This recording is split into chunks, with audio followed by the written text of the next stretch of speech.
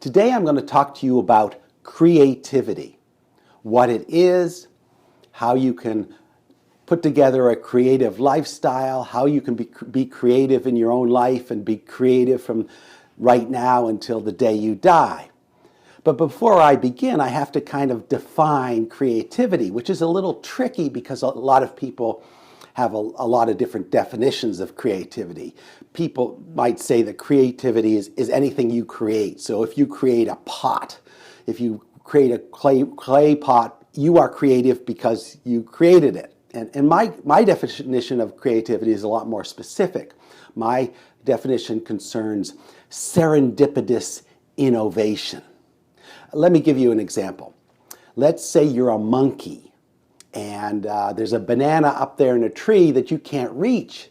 And you look around you and you see a stick. And in your little monkey brain you say, ha ha, I can use that stick to get that banana. And you do, and you're able to get a banana that you couldn't get otherwise. That is the essence of creativity. It is taking something in your environment that's used for some other purpose and deciding to use it for a new purpose that you hadn't anticipated and that it wasn't designed for. That stick was not designed to get that banana, but you figured it out. You were that monkey who figured it out, who used creativity to turn that unrelated object into a tool that you can use to advance your life and to do amazing things. So that's the essence of creativity. It's taking some object from your environment, some tool, and using it for something you hadn't expected that is much more efficient than anything else you could have done. Any other way of getting that banana would have been very inefficient. You saved a lot of energy by putting these things together in your mind. So that is what creativity is. It's going through life, looking at what's happening to you, looking at the resources you have, the tools you have, and figuring out, aha, I can use that for something, and I can get ahead by using that for something. And that is creativity. Now, we tend to associate creativity with the arts. Popularly, it is the arts like dance and music and painting and pottery. We think of those things as creative, but those are more like technical skills. You don't need creativity to make a pot. You just need to have the clay and make it into some sort of form. And people think that just by making this pot into something convoluted and strange, they have been creative. And they, in one sense, they have, but in another sense, they haven't really done anything because they haven't taken this tool and used it in new ways that really advance you in any sort of way. So creativity isn't just creating something, it is innovating in a serendipitous way. And that's a nice word here, serendipity. Serendipity is using something for an unexpected purpose. It's using something to one's advantage that one wasn't expecting. And the very nature of creativity is that it is unexpected. It is unpredictable. You can go through in your life and say, well, I'll always be painting or I'll always be making music, but you cannot guarantee, you cannot predict how you're going to be innovative or creative in the future. So you cannot say right now what you're going to use your creativity for. All you can say in the present is that I am going to be creative. You can put yourself in the mindset that says, I'm going to be looking around in my environment for new opportunities, and when those new opportunities come, I'll be ready to jump on them, even though I have no idea what those new opportunities are going to be. To embellish this concept of creativity, I'd like to define two kinds. There's top-down creativity and bottom-up creativity. Top-down creativity is when you decide in advance what your goals are going to be and you work toward those goals, overcoming whatever obstacles are in your way. And an example of a top-down goal is, I'm going to write a best-selling novel, or I'm going to write a hit song, or I'm going to be a famous movie director. So you set your goals up at the top level. You decide at the top what you're going to aim for, and you work toward those goals. So you're working toward your fixed goal. I'm going to be a movie star. I'm going to be a country music star. And anything that stands in your way, you get rid of it. You overcome it. The only trouble with that approach is that it has an extraordinarily high risk of failure. I mean, how many people want to be movie stars? How many people want to be country music stars or write best-selling novels? And how many actually get there? You know, the tiniest 1 in a million actually get there because they're not really using creativity. Once you've set your fixed goal, you're actually suppressing creativity, because now once you decide you're going to be a movie star and you set your sights to being a movie star, then you're going to start ignoring all the other opportunities that are happening to you along the way.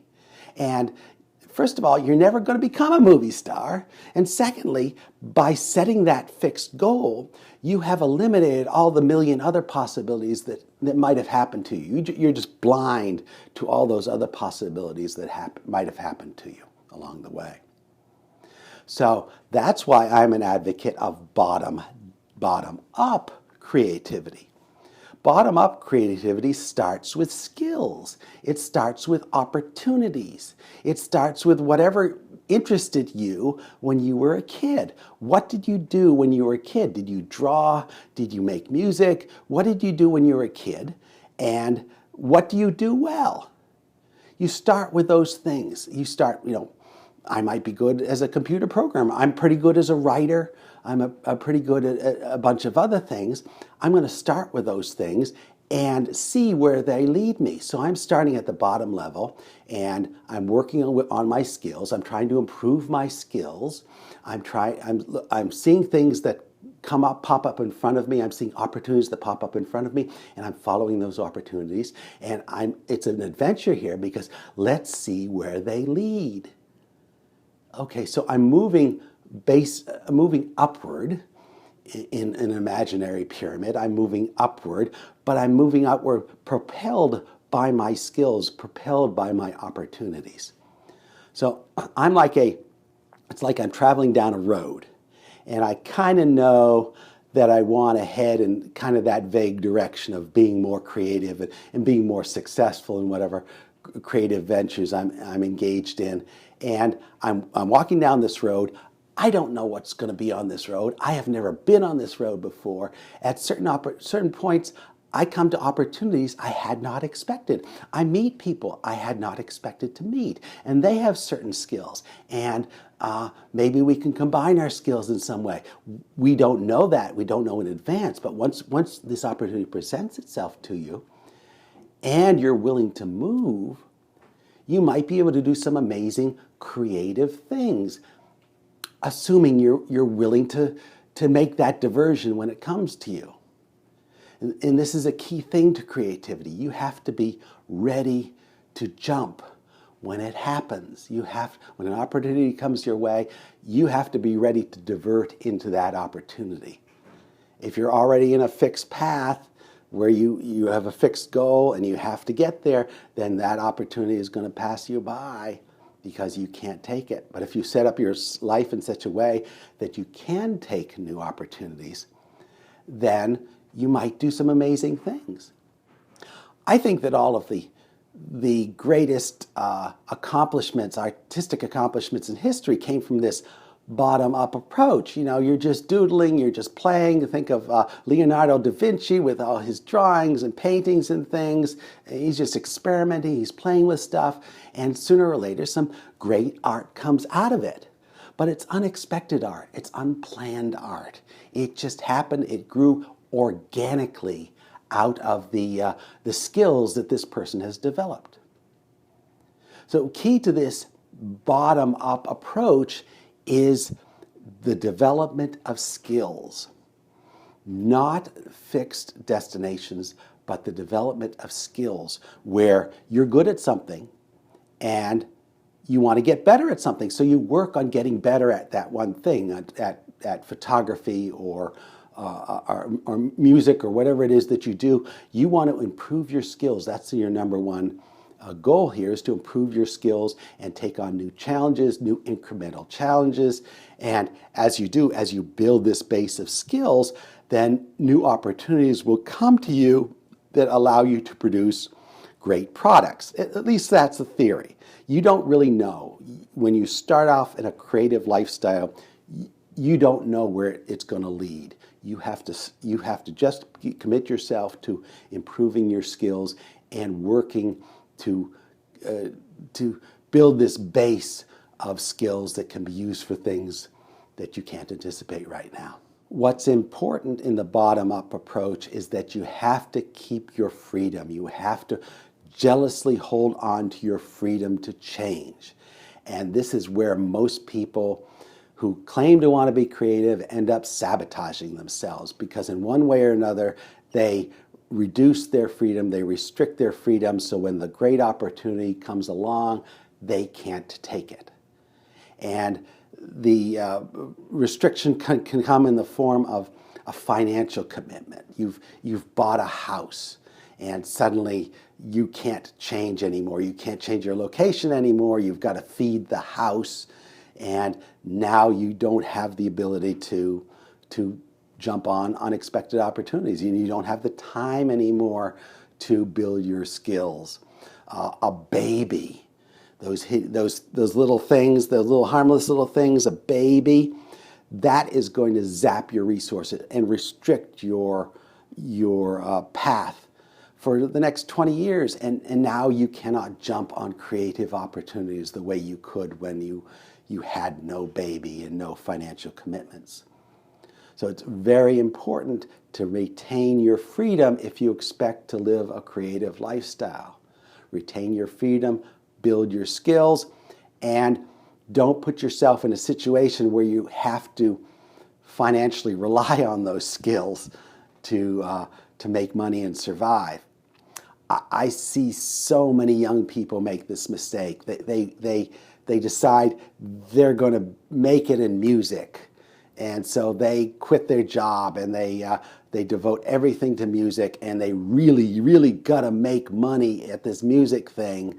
And that alone is going to kill your creativity, because when you have a fixed goal of having to make money, then that's going to suppress your ability to move, and you suppress your ability to just build your skills randomly. So to be really creative in a bottom-up way, you have to have some financial base that doesn't necessarily rely on your creativity. If you've got to provide some service to people, some concrete service to people that they will pay you for to assure your survival, so you can pursue your creative life. Because the nature of creativity is that you cannot predict it, you cannot rely on it as an income. If you're going to be truly creative, you have to have some financial stability outside of your core artistic interest. So that's a little introduction. Just think about this: top down or bottom up. You want to be doing things in a bottom up manner, which is serendipitous, it is organic. You want to be building your skills without any fixed goal of what you're going to use those skills for.